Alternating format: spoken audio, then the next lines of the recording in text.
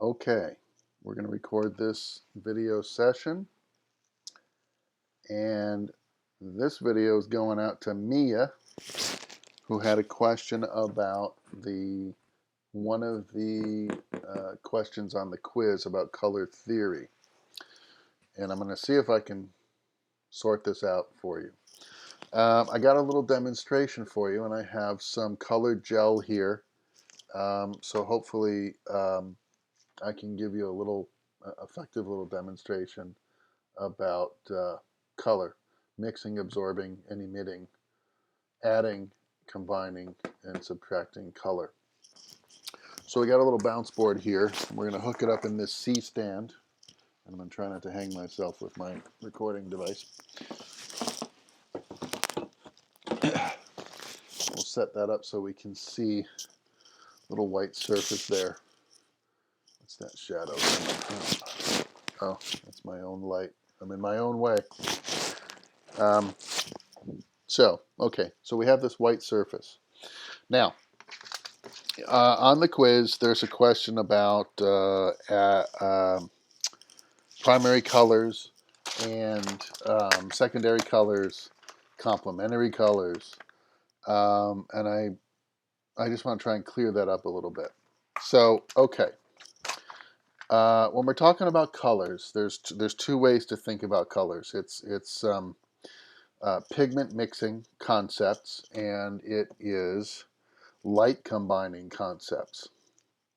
And they're kind of two halves of the same physical phenomenon that's taking place, but one is based on a reflection perception and the other is based on a direct projection perception of color. So in the textbook, I gave you a chapter to read about color theory, and it's a textbook from the graphic arts program. So the concept of color combining and color theory, stretches way back to mixing paints in the days of, Michelangelo and Leonardo da Vinci and all those, cats that were doing those great paintings. It wasn't until lighting technology came along, at the turn of the last century, that we started thinking about light and the color of light and what light looks like when it bounces off things and reflects from things.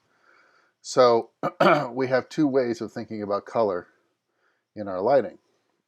So I grabbed some gels, some color gels out of my gel pack for my lighting kit.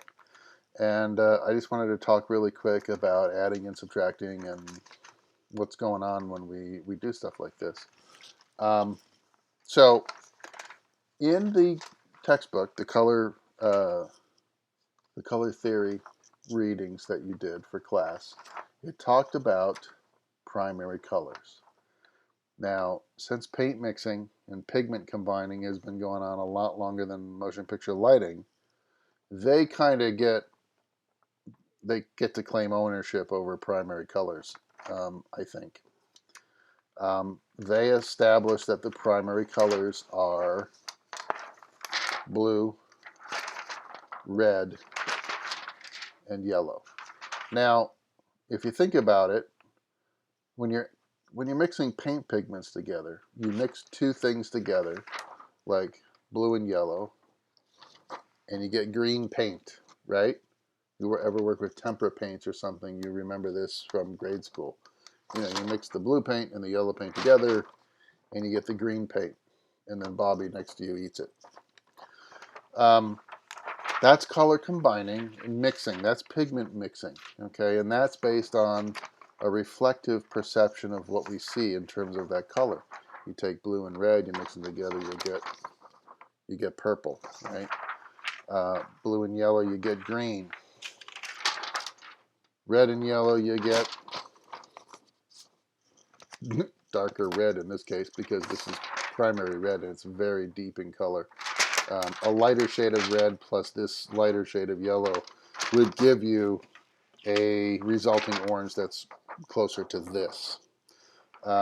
This is a correction gel, by the way. It's called CTO, and it's for putting on a daylight lighting fixture, like my key light over here. and making the light orange, like what I got on my lamp over there. See how it makes me orange? This is blue color correction gel, and that's for taking a tungsten fixture, like my lamp over there, turning it white. This is called, I think this is full CTB, which if you look at it, looks pretty dense if you look at it against my white shirt. It's about 2 stops of exposure correction. If you put this gel on a light, it'll make it daylight, but it'll also make it a lot dimmer. Because soaking up a lot of output.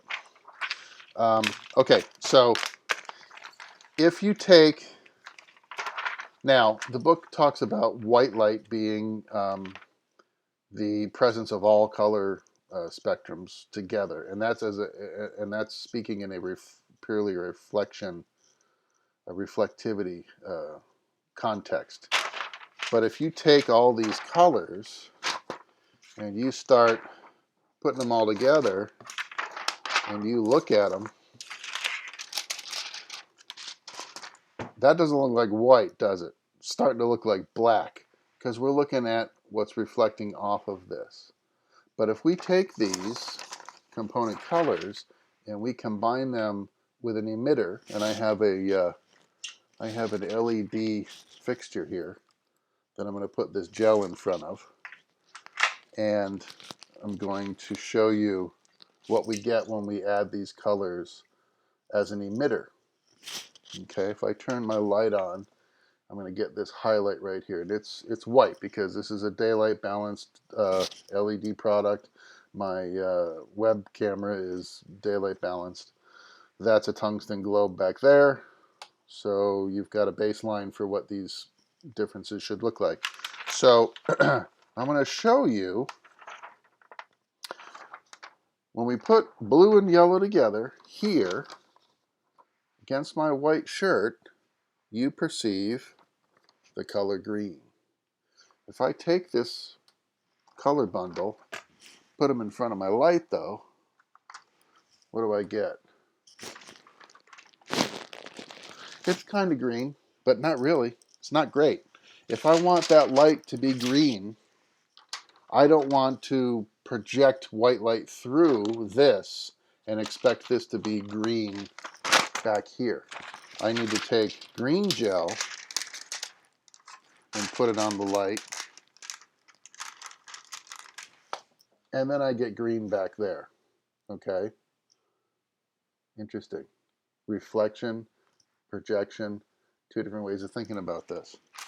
So if I take, now in the book, the graphic arts people, the pigment mixing people, say that all you need are these 3 colors, and you can make all of the colors that you need to paint with. And that would be true. Orange, green, purple, right? Brown, when you put them all together. That's fine when you're talking about reflection. But if I take these 3 together and I put them in front of my light, interesting. The spectrum's not complete with these 3 colors. So we go for light mixing, and if you'll notice, let me move my cursor over here. You see how this says color mixing in light on the textbook demonstration? That's because this is a projection theoretical demonstration as opposed to a reflection theoretical demonstration like with mixing paint. So if I take the complementary colors, which is how we should be referring to these in the lighting department. We've sort of co-opted primary colors, and we say primary colors are RGB, red, blue, green. Technically, that's not correct. These are the complementary colors, because if you look at your projection diagram over here, you got blue, green, and red. Complementary meaning they're next to each other on the color wheel in a triangle, right? Can't do a triangle, everything's backwards. And I'm going to show you that that's actually true for projection. So I'm going to take the green, the blue, and the red gel. I'm going to sandwich them all together. Looks pretty dark right here, right? here's my white value on my bounce card. I'm going to take my color pack, and I'm going to do it on camera so you don't think there's any David Copperfield going on. And I'm going to put it right in front of my light and clip it on there. Boom. It's kind of white. It's not perfect because I don't have perfectly aligning frequencies of colored gel. If I had equally spaced pieces of red, blue, and green equally spaced on the color spectrum and I mixed them, you'd get an even better white value back here. But that's pretty good. This is the concept that LED manufacturers use when they mix primary phosphors together, 3 emitters of perfect frequency, green, red, and blue. When you're talking about an emitter and the light is coming out, you can add the 3 colors together and you can get white light. It's not perfect, it's a little dingy. If you notice, if you ever look at RGB tape and you control it and you ask it to show you white, it's a little pinkish because it's not perfect. But a pure red light emitting diode will have no white light going behind a filter. It'll be emitting pure red light, and a blue diode will do the same thing, and a green LED diode will do yet the same thing again. When you mix those 3 together, you get white light. You combine them to get white. So this does work when you add the 3 colors together and project through it, you do get white light. But think about those as complementary colors. And this is why. If we call them primary colors and we're working with an art department and we say to the art director, when you paint this room on this set, I want you to use only the primary colors. And then you come back 2 days later, they've painted and decorated the whole set and you see nice red furnishings, you see nice blue paint on the walls, and you see yellow accents everywhere with, you know, whatever. And you go, where's the green? And the art director will say, you said the primary colors. Okay, the art director thinks in terms of pigment mixing to create colors. And so their relationship is a reflectivity relationship. Ours is a projection relationship. We should really refer to them as the Complementary Colors Rgb, okay? Or just RGB. Everybody knows what's going on when we talk about RGB like that. RGB, complementary colors, when you mix them all together in perfect complementary frequencies, will give you white light. Okay, so that's the difference.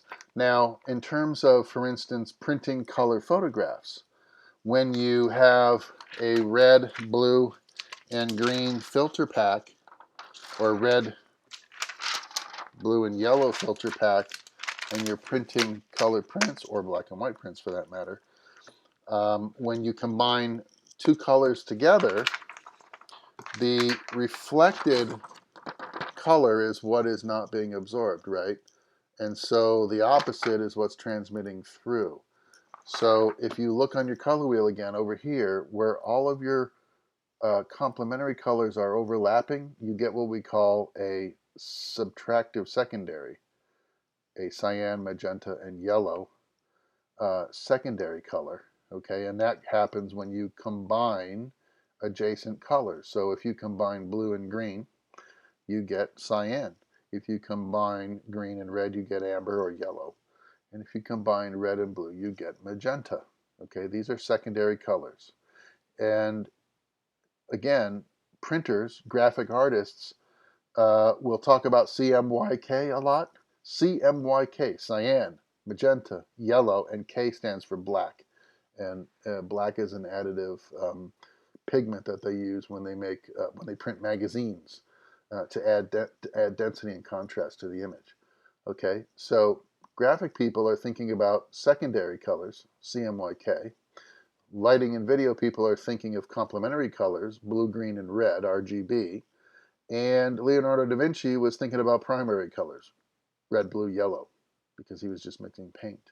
Okay, but we have to try and separate those in our mind so that we can have 3 of these people of all of these different disciplines in the same conversation, and we all know which color sets we're talking about. Okay, and all of those answers to all of those questions on the quiz are right in the reading. I took the questions right out of the textbook. So when you're doing your readings,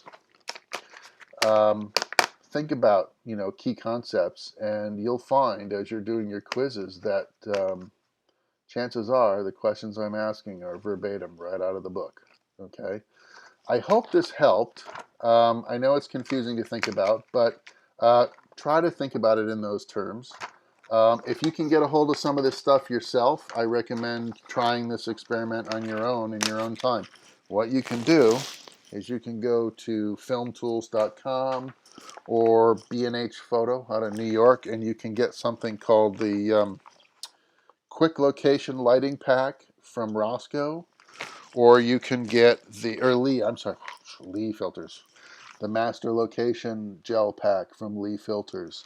Okay, and there's like, it says 36 pre-cut 12 by 12 inch sheets. Okay, so there's 32 sheets of gel in here. This is all of the stuff that's inside, all these colors. And you can pop them on your lights. Now, obviously 12 inches by 12 inches is not big enough to put on the front of your softbox. But what you do is, since those fluorescent bulbs don't get hot, is take your smaller piece of gel and go and just wrap the fluorescent bulbs with the gel, tape it on temporarily with some gaff tape, and it'll turn the whole softbox whatever color that was that you put around the fluorescent tubes. And this is a lot cheaper than buying bigger pieces of gel that would fit over the front of your softbox. Believe me, a roll of gel these days is quite expensive, about $125. This kit right here with 36 sheets, I think is like 30 bucks from Film Tools. It might be a little cheaper from B&H, or they might have an alternate brand that they can offer you that's a little less expensive. Gel is a little pricey though, which is why you want to keep it and use it as often as you can before you have to throw it away. A couple of these sheets look a little sort of wrinkly and sort of sketchy, I mean, when you're just talking about putting it in front of your light, it's fine. It looks like it's been through the war, but it's still okay as long as it still has all of its color and it doesn't have any burn through like you'd get from a tungsten lamp, for instance. You never want to put gel on a tungsten fixture because they get hot and then this stuff melts and it turns into a gooey mess. But you can put it around your fluorescent stuff and it'll be fine. You can put it on an LED product and it'll be fine. So that's it. So try this for yourself. See what you think. And if you have any questions, you can shoot me an email, give me a call, whatever. And, do your reading. It's there for a reason. And good luck on your style exercises. And thank you for a bunch of very good discussion posts this week. Okay, I hope this helped, and I will see you around the LMS. Okay.